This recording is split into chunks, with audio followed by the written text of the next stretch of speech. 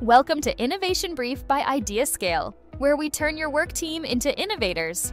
Have you ever thought about how much your company could benefit if everyone, not just, the leadership team, had a chance to contribute ideas and make a real impact? What if, the same energy that drives a successful community, like participation, shared responsibility, all those different voices, could actually be the secret to unlocking innovation in your company? Well, today we're diving deep into this fascinating connection between civic participation and building a company culture where groundbreaking ideas just, constantly pop up. That's a really interesting way to put it. When you think about civic participation, the first things that come to mind are probably like voting and town hall meetings, right? Yeah, totally. But at its core, civic participation is all about people actively getting involved in shaping their future together. Right. And if you look closely at companies that are known for being super innovative, you'll see that they've actually adopted those same principles, but, within their business setting. Exactly. We're talking about everything from how people engage with their local governments to grassroots community projects, all of it. And our goal today is to figure out how to take these fundamental ideas from civic participation and apply them to our own companies. The idea is to create a work environment where people don't just do their assigned tasks, but actually help shape the company's direction and, drive innovation. I love that. So let's get into it. Why should a leader, especially one who's really focused on innovation, even think about using civic participation as a model? What do you think? Well, first, let's think about the idea that civic participation strengthens democracy, right? Now, let's apply that to a company setting. Think about agility, how quickly a company can adapt to changes in the market and seize new opportunities. Right. Companies that can do this well often have less rigid hierarchies, and they spread out decision-making.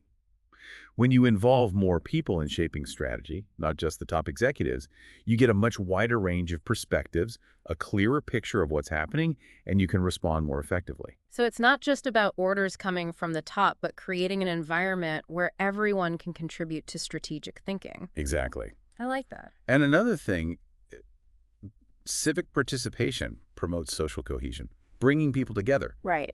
In any community, when people work together towards a common goal, it builds trust and understanding. Makes sense.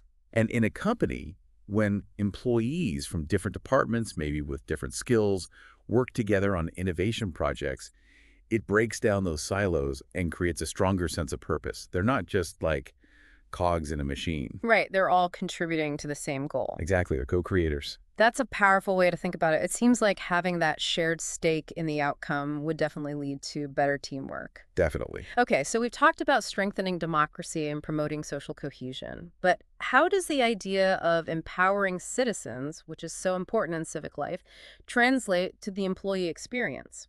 It's pretty straightforward, actually. Just like empowered citizens are more invested in their communities, employees who feel like their ideas are heard and valued are way more engaged and take more ownership of their work. They care more about the company's success. And giving them a real voice, even in small ways, in shaping the direction of things can make a big difference in their motivation to innovate and do their best. It's about making them feel like they're a part of something bigger. Exactly. That makes a lot of sense. Now, civic participation is also about addressing social issues. How does that idea apply to a business environment? Think of the challenges within your company, like inefficient processes, outdated tech, maybe even unmet customer needs, as the social issues that need to be addressed. When you create a culture of participation, you're basically crowdsourcing solutions from the people who are closest to those issues. Right. They have insights that leadership might not even be aware of. Oh, for sure. By encouraging everyone to participate in identifying and solving these problems, you tap into this collective intelligence, which can be really powerful. That's a great point. Now, here's where things get really interesting. Civic participation is all about promoting inclusivity and diversity, ensuring that everyone's voice is heard. What's the benefit of that for companies, specifically when it comes to innovation?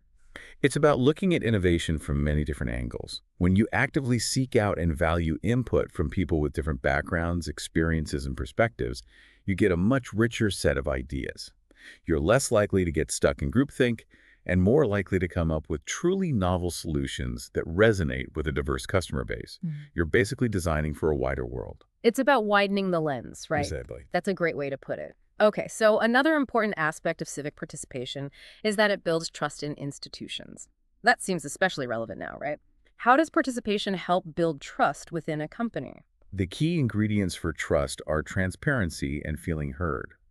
When leaders genuinely seek input from employees on important matters, including innovation strategy, and then actually act on that feedback, it creates a strong foundation of trust. It shows that they value their employees' opinions. Exactly.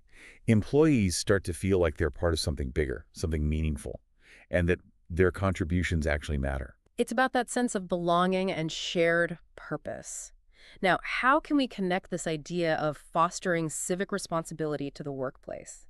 How do we cultivate that same sense of responsibility for innovation among employees? By giving them opportunities to actively participate in the innovation process, whether it's submitting ideas, working on projects, or providing feedback, Right. it creates this feeling of shared ownership. I see. Innovation becomes less of a top-down initiative and more of a collective effort. More organic. Yes, and employees feel more accountable for contributing to the company's future success. That makes sense. Finally, civic engagement also encourages lifelong learning. How does that connect to our teams and their development? Well, when people are actively involved in shaping their communities, they're naturally driven to learn more about the issues, explore potential solutions, and even develop new skills. Right. It's the same in a company setting. When employees are encouraged to contribute to innovation, they want to learn new things, explore new technologies, and expand their knowledge so they can bring their ideas to life. It fosters a culture of continuous growth and improvement. Absolutely. So we've talked about all these compelling connections between civic participation and innovation in a company setting. Now, how do we actually put these principles into practice? What are some specific things leaders can do? Great question. Let's take a look at different types of civic participation and how they can be adapted for organizations. For example, voting is a fundamental part of civic engagement. Right. How can we apply that concept internally? Think about setting up internal idea marketplaces or platforms where employees can submit their ideas and then everyone else in the company can vote on which ones they think are the best or have the most potential. Kind of like an internal Shark Tank. Yes, exactly. It creates a democratic way to identify and prioritize the most promising ideas. I love it. Okay, what about volunteering and community service? Those seem a bit less directly related to innovation, don't they? Not necessarily. Yeah. Think about initiatives that encourage employees to volunteer their time and skills for internal projects. Maybe ones focused on innovation or improving things within the company. Right, outside of their regular job duties. Exactly. This can encourage collaboration, expose people to different parts of the business, and spark new connections that can lead to some really innovative ideas. It's about breaking down those barriers between departments. Exactly. Okay, now, advocacy and activism can sometimes have a negative connotation. How does that idea translate positively within a company? Think of it as empowering employees to become champions for their own ideas. Give them platforms and opportunities to pitch their concepts, build support for them, and advocate for their implementation. This kind of internal activism, for lack of a better word, can be a powerful force for change. It's about giving them a voice and letting them fight for their ideas. That makes a lot of sense. Okay, participatory budgeting is a pretty interesting concept in a civic context. How could that work when it comes to allocating resources for innovation? Imagine giving employees a say in how a portion of the innovation budget is spent. Maybe they could present proposals, and then everyone in the company votes on which projects get funded. Wow, that's pretty radical. It is, but it not only increases buy-in from employees, but it also ensures that the resources are going towards ideas that people are genuinely excited about. That's a great point. Okay, community organizing seems like it could be a really effective way to structure internal innovation efforts. What do you think? Absolutely. Encourage the creation of internal innovation teams or communities of practice that focus on specific areas of interest or strategic priorities. These self-organized groups can be really agile and effective at driving innovation in focused areas. It's like creating little innovation hubs within the company. Exactly. That's a great idea. Okay, public meetings and forums are essential for civic discourse. What are the organizational equivalents when it comes to innovation?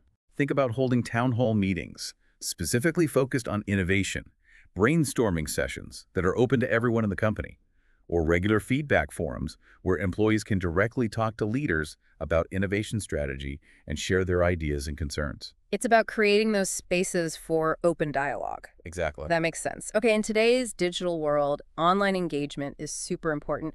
How can companies use that for innovation? Using digital platforms like IdeaScale is key.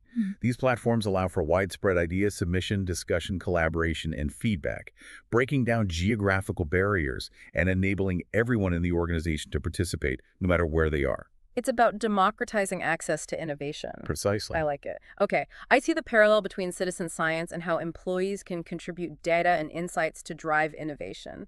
What are your thoughts on that? I think it's about empowering employees to share observations, data points, and insights from their daily work that could be valuable for innovation efforts. Right. This could be anything from trends in customer feedback to identifying bottlenecks in processes. Interesting. It basically turns your entire workforce into a network of sensors for identifying potential innovation opportunities. That's a powerful image. Okay, so even social and cultural activities can play a role in fostering innovation. Absolutely. Internal events, team-building activities, even just informal gatherings can create a more connected and collaborative culture. Right. And that kind of environment is fertile ground for spontaneous ideas and the cross-pollination of thinking that drives innovation. It's about creating those casual spaces where ideas can flow freely. Exactly. I love that. Okay, so we've talked